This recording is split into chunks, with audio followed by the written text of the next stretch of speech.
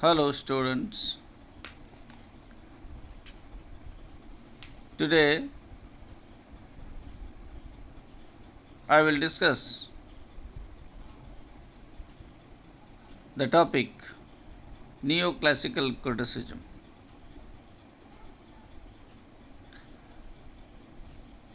That is under the main heading Classical Criticism or Criticism. Just Neoclassical Criticism, as the very term suggests, is based on some classical thoughts and ideas in or during 18th century. The 18th century in English literature is a continuation of the Augustan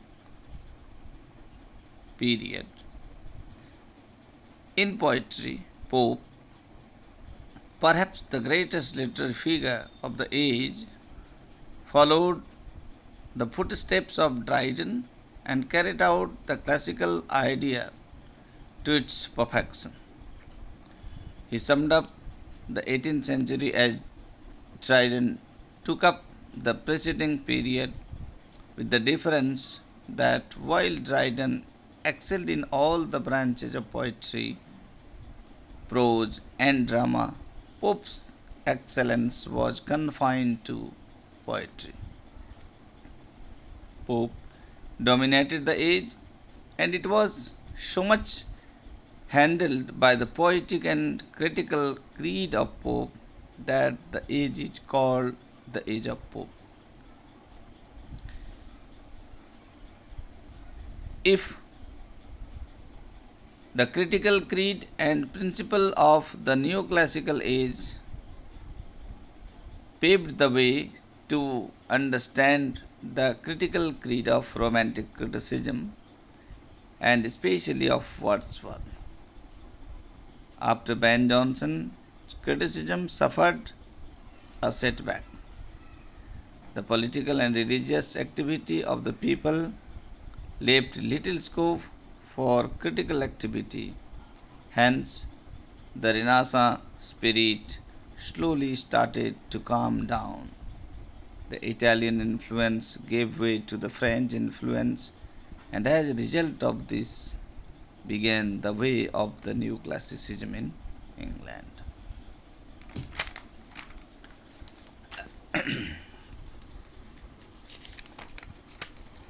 Nature remains to be the central precept of the new classicism. Nature in this school of poetry means realism, general human nature, and even the qualities of a particular age or sex or profession.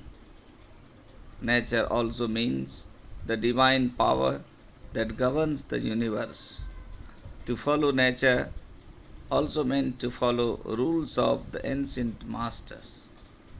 To them, to follow the rules of those masters is to follow nature, and great literature is not possible without the adherence to these rules. Thus, adherence of rules emerged as one of the most important features of neoclassicism. Poetry was considered a uh, vehicle of moral instructions. The didactic function was considered more important than the aesthetic one. Poetic justice was considered necessary, and therefore tragedy was aimed at purgation of such baser feelings as pride and hardness of soul. The function of poetry to them is also to move the heart. The neoclassical literature is aimed at correctness, reason, and common sense. There is a greater emphasis on the art of poetry. Art is said to be a code of rules, that is, reason, nature, and good sense. reason or good sense fancy or must control fancy or imagination. Another critic of the age who contributed much to English criticism is Joseph Addison. He popularized literature, bringing the philosophy out of libraries, schools, and colleges. And this gave a new turn to criticism. He had a high concern about the function of criticism. Like Dryden, he also believed that sometimes rules hamper fine writing. He therefore admired deviation from rules when a great writer produces any work of a high literary excellence. His criticism is of two types. It is neoclassical, as in the examination of tragedy and Paradise Lost. It is aesthetic, as in the theory of imagination. He valued classical rules, but he was also aware that there were numerous literary graces that lie beyond rules. In fact, his aim was to cultivate the taste of the age, not of a few, but of society at large. Alexander Pope, after whom the age has been named, is needless to say an ardent follower of neoclassicism. He is remembered as a critic for the essay on criticism, imitations of the epistles of Horace to Augustus, preface to the works of Shakespeare, and so on. As a critic, his main aim was to highlight the traits of the new classical school of poetry. To follow nature is Pope's important critical concept. According to Pope, criticism is the true taste, here gift of nature that should be guided by the rules of old. To him, criticism is the art of judging the right. A critic, a critic's natural ability should be trained properly, and he must be well acquainted with the rules of the ancients. A critic must judge a work not on parts but as a whole. He focused his criticism mainly on poetry, and thus, as a classicist, his observation on diction and versification shows the influence of Horace and Quintilian. He presented certain rules from ancient critics in verse. Along with Dryden, Addison, and Pope, there was Dr. Johnson, who gave new classical criticism a new dimension. In him, there can be observed a change in literary mode and fashion. His is the age characterized by the coexistence of two main types of criticism, one representing the old or the new classical tradition, and the other illustrative of the new outlook.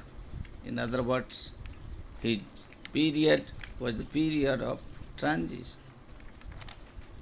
He is a new classical critic who lays down principles to regulate the art of writing with no blind reverence for authority, ancient or modern. Defining the function of criticism, he emphasizes the importance of reason and observes that the task of criticism is to distinguish those means of criticism, those means of pleasing which depend on causes and rationality and the enchantment of the soul. His magnum opus, The Lives of Poets, a collection of 52 literary biographies, is a landmark in the history of literature, English literary criticism. In his criticism, he emerges as the champion of established conventions and the high priest of classicism. He judges critics, as Sir Walter Raleigh says, as if they were criminals in the dock. Johnson, in fact, as a progressive classicist. To conclude, one can safely say that Dryden, Pope, and Johnson showed the sign of change and liberation from classical discipline and domination of rule. One can also say, based on this observation, that during the new classical age, the old classical, ancient classical ideas once re-established, bringing down some interpolation, bringing down some rectification, bringing down some, some modification throughout the new classical age. Thus, there is found an undercurrent of the liberal thought. Thus, we can say, we find that on the one hand, if there were some strictness, some rigidity in the old ancient classical convention of literature, there are some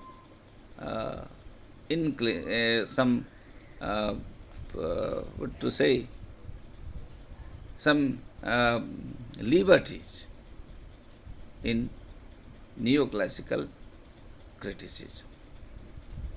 So, this is all for today. Thank you.